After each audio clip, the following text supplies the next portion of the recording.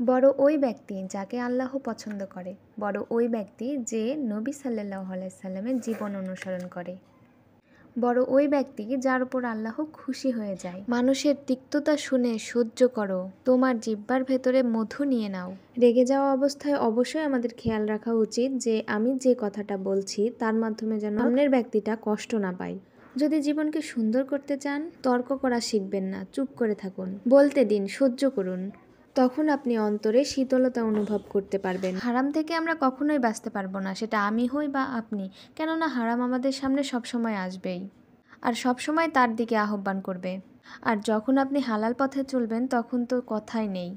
শয়তান আপনাকে প্রতিশ্রুতি দিবে তুমি সুযোগ হারিয়ে ফেলছো, তুমি বঞ্চিত হচ্ছ, সবাই কত মজা করছে, তুমি অনেক মজা করতে পারতে, তুমি অনেক অর্থ আয় করতে পারতে, তুমি আরও সুখ অনুভব করতে পারতে, অনেক বেশি ভালো থাকতে পারতে। সে সবসময় আপনার পিছে লেগে থাকবে। তখন কিছুই যায় আসবে না যে আপনি, শয়তান আপনাকে কোনোভাবে পিছু ছাড়বে না। শয়তান আপনার কাছে আসবে, আপনাকে প্রলুব্ধ করবে, তখন আপনি বলবেন হ্যাঁ এটা খারাপ, কিন্তু আমি তো অনেক ভালো কাজও করি। এভাবে নিজে নিজে অনেক যুক্তি দিতে থাকবেন এবং মনে করবেন যে এটা আমার জন্য অনেক বেশি ভালো, কিন্তু এটা একদমই আপনার জন্য ঠিক না, কেননা এটা শয়তান আপনাকে বেশি বেশি প্ররোচনা দিচ্ছে।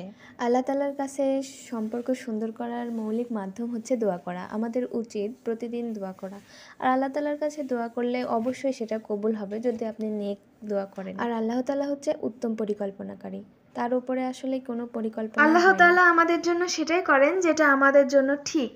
আল্লাহ তাআলা অবশ্যই প্রাপ্যটা দেন। সবসময় আল্লাহ তাআলার ওপরে ভরসা রেখে যদি কাজ করেন অবশ্যই আপনি জীবনে অনেক সফলতা পাবেন। ঝড়, অনেক ঝাপটা, অনেক বিপদ আসতে পারে, তবে সব বিপদই আল্লাহ তাআলা কোনো না কোনো কারণে দিয়ে থাকে।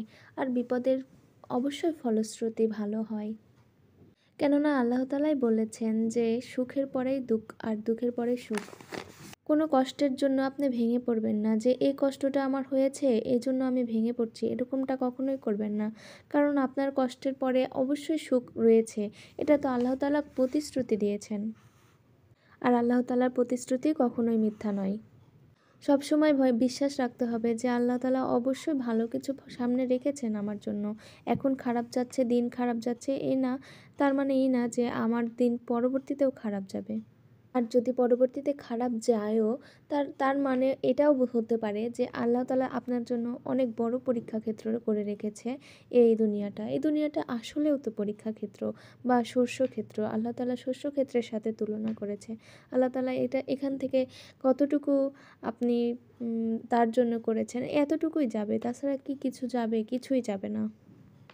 আর ভুল তো মানুষ মাত্রই হয়, আর মানুষ বলেই তো আমাদের ভুল হচ্ছে, তাই জন্য আমাদের অবশ্যই তার কাছে ক্ষমা চাইতে হবে।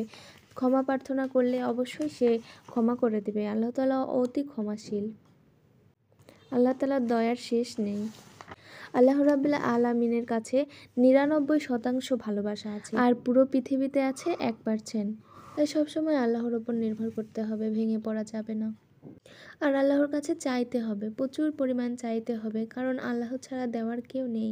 এই দুনিয়াতে যার কাছে চান যেই হোক সে কারণ কোনো না কোনোভাবে আল্লাহর দ্বারাই আপনাকে দিচ্ছে, তাছাড়া তার নিজের ক্ষমতা নেই আপনাকে দেওয়ার।